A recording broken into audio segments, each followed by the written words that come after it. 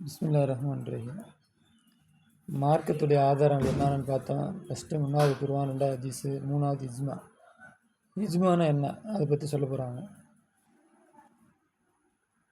இஜ்மா இஜ்மா என்பது இத்திஃபாக், ஒன்றுபடுவது.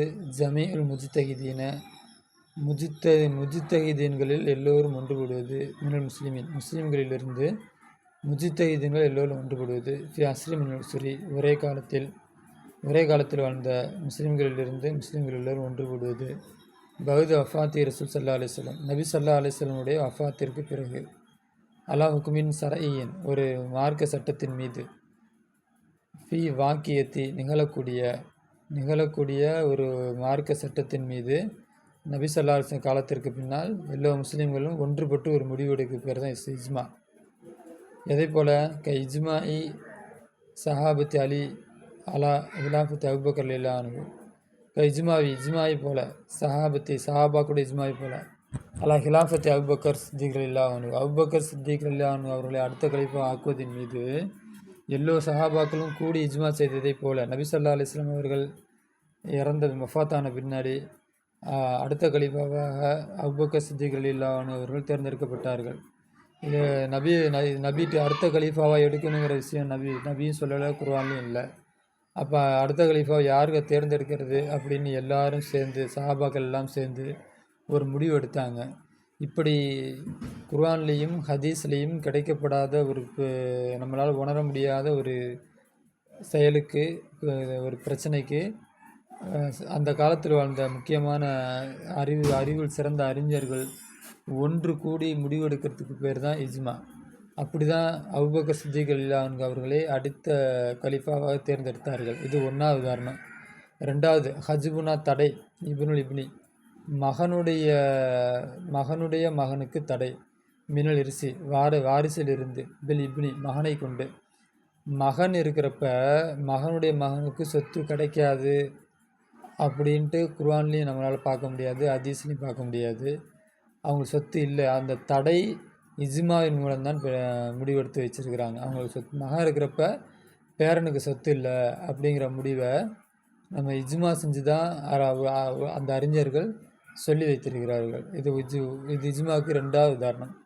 3வது ஹுருமத்தி சலாத்தி வில் ஹதசி, ஹதஸை கொண்டு தொழுகை அறாமாகிவிடும்.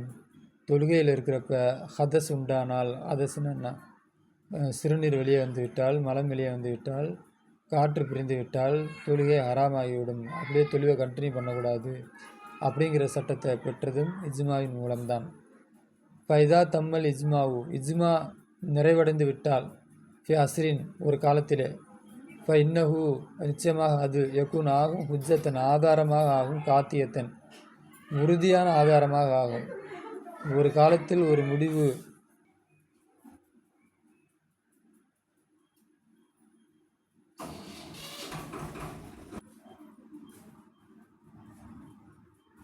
இன்ன ஹாதில் உம்மத்து அங்கே படித்தோம். இதா தம்ம இஜ்மா நிறைவு பெற்றுவிட்டால், ஃபி அஸ்ரின், ஒரு காலத்திலே, இன்னஹு, நிச்சயமாக அது, யகுன் ஆகும், ஹுஜ்ஜத்தன், ஆதாரமாக ஆகும், காத்தியத்தன், உறுதியான ஆதாரமாக ஆகும்.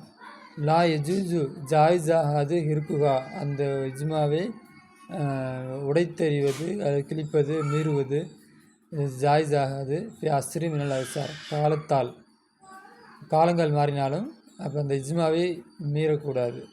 இப்போ இன்ன ஹாதிகள் உம்மத்து, நிச்சயமாக இந்த உம்மத்து, மௌசூமத்தின், பாதுகாக்கப்பட்ட உம்மத்து. மினல் ஹத்தை, தவறை விட்டும் பாதுகாக்கப்பட்ட உம்மத்து.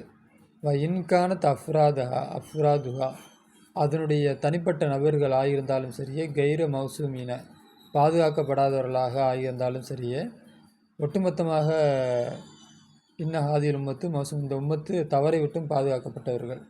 இந்த உம்மத்தில் இருக்கக்கூடிய ஞானமிக்க அறிஞர்கள் எல்லோரும் சேர்ந்து ஒரு முடிவு எடுத்தால் அந்த முடிவு சரியானதாக இருக்கும்.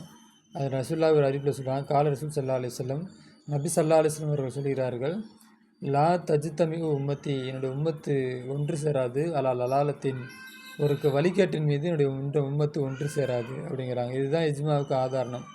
ஒரு நமக்கு தீர்வு கிடைக்காத, நம்மளால் தீர்வை பெற குறைமதியின் காரணமாக, அறிவு குறைவின் காரணமாகவோ இல்லாட்டி வேறு காரணமாகவோ ஹதீஸ்லேயோ குர்ஆனிலிருந்தோ நமக்கு கிடைக்காத செய்திகளில் அந்த காலத்தில் வாழக்கூடிய அறிஞர்கள் எல்லோரும் ஒன்று சேர்ந்து ஒரு முடிவை எடுக்கலாம்.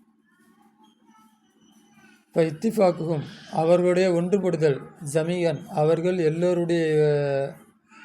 எல்லோருடைய முடிவும் ஒன்றுபடுதல், அலா ஹுக்குமின் ஒரு சட்டத்தின் மீது, ஹுக்குமின் வாயிதின் ஒரு சட்டத்தின் மீது அவர்கள் எல்லோரும் ஒன்றுபடுதல், இஹ்திலாஃபி கருத்து வேறுபாடுடன், அன்லாரிஹிம் அவருடைய எண்ணங்களின் கருத்து வேறுபாடுடன், வபீஆத்திஹிம் அவருடைய சூழலுடைய கருத்து வேறுபாடுடன் எல்லோரும் ஒன்றுபடுவது தலீலுன் ஆதாரமாக இருக்கும்.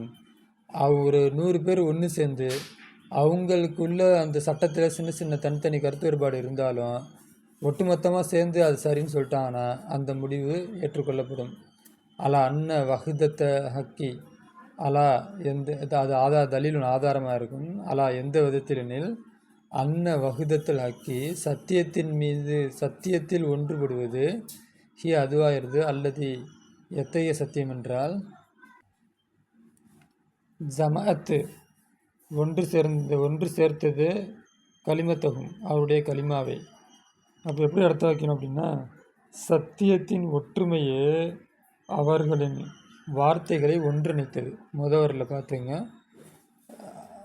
சத்தியத்தின் வார்த்தையே சத்தியத்தின் வார்த்தையே அவர்களின் வார்த்தைகளை ஒன்றிணைத்தது.